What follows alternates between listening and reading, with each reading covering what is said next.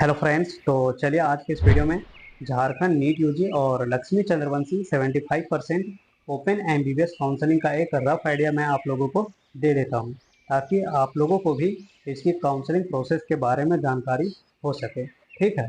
और हाँ, Jharkhand NEET UG counselling में आपका कितना पैसा खर्च होने वाला है, इसके बारे में भी आज के इस वीडियो में हम डिटेल में बात करेंगे।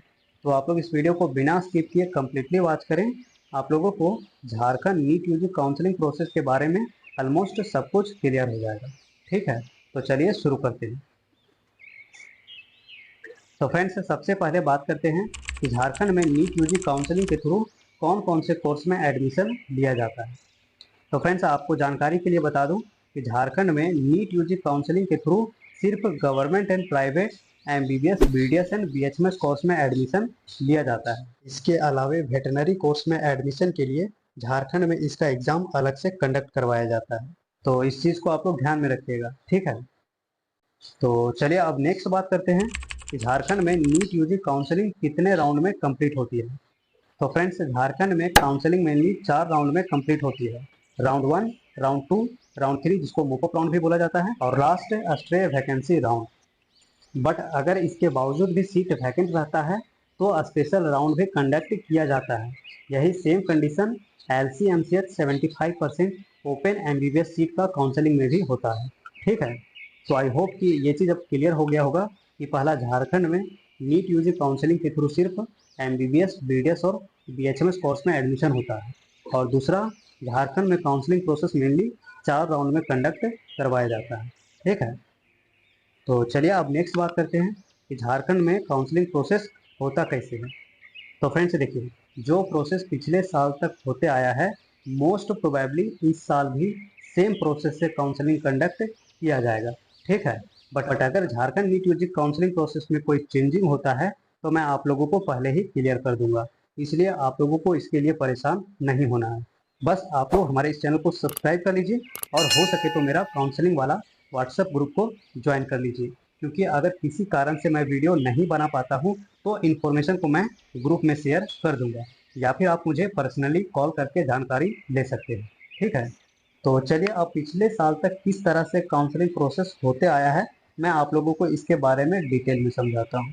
तो देखिए, जब भी झारखंड में काउंसलिंग प्रोसेस स्टार्ट होता है तो सबसे पहले स्टेट मेरिट लिस्ट के लिए JCECED.gov.in पोर्टल में रजिस्ट्रेशन किया जाता है।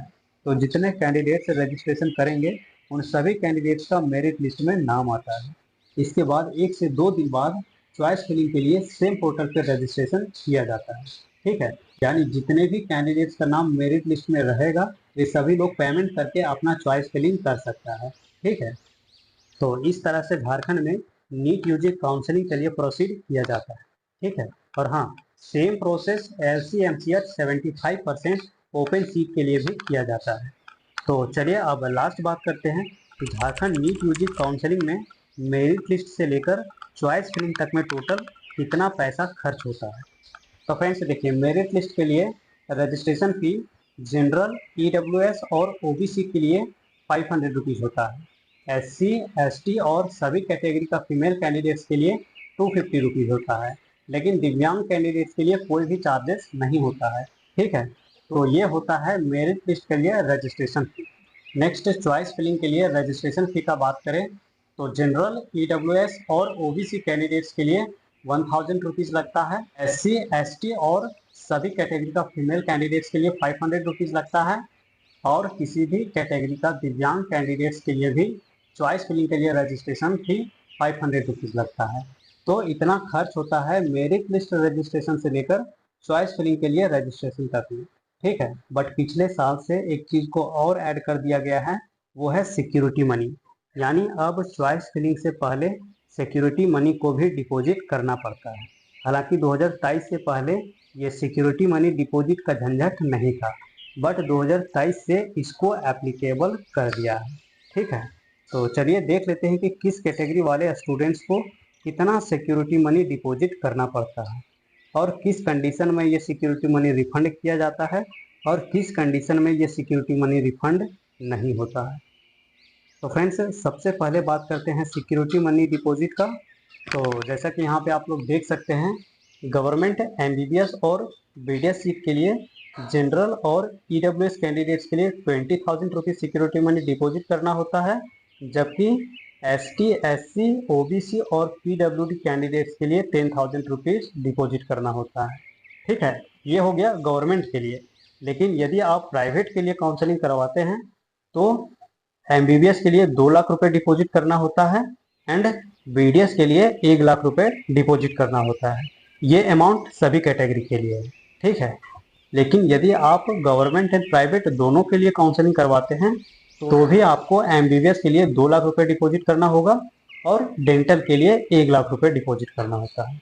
ठीक है, और हाँ एक चीज़ और, जो कैंडिडेट्स स्टेट वैकेंसी राउंड में पार्टिसिपेट करता है उसको 50,000 रुपये सिक्योरिटी मनी डिपॉजिट करना होता है, अदरवाइज काउंसलिंग में पार्टिसिपेट करने नहीं दिया जाता है। ठीक है, तो इस तरह से झारखंड नीट यूजी काउंसलिंग के लिए टोटल कॉस्ट को यहाँ पे आप लोग देख सकते हैं। तो चलिए अब लास्ट बात करते हैं कि किस कंडीशन में ये सिक्योरिटी मनी रिफंड नहीं किया जाता है। तो फ्रेंड्स, यदि कोई कैंडिडेट्स किसी भी कारण से सेकेंड राउंड वाले अलॉटेड कॉलेज को लेफ्ट करता है तो इस कंडीशन में उसका सिक्योरिटी मनी रिफंड नहीं किया जाता है। ठीक है, इसलिए कैंडिडेट्स को सोच समझकर काउंसलिंग में पार्टिसिपेट करना चाहिए। ठीक है, अदरवाइज अपना सिक्योरिटी मनी को खोना भी पड़ सकता है। तो इस तरह से झारखंड में नीट यूजी की काउंसलिंग प्रोसेस होता है। तो आई होप कि ऑलमोस्ट सारा चीज़ झारखंड नीट यूजी काउंसलिंग के बारे में आप लोगों को पता चल गया होगा। और हाँ, सेम प्रोसेस LC MCH में भी होता है, इसलिए इसके लिए कुछ अलग से बताने की ज़रूरत नहीं है। ठीक है, तो फ्रेंड्स ये था Jharkhand NEET UG counselling process के बारे में एक रफ आइडिया। अगर फिर भी आप लोगों को कुछ भी डाउट होता है तो आप मुझे डायरेक्ट कांटेक्ट करके इन्फॉर्मेशन ले सकते हैं। पेड काउंसलिंग का प्राइस ओनली 299 रुपीज़ है। तो आज के लिए इतना ही, हम मिलते हैं अगले वीडियो में। Thank you.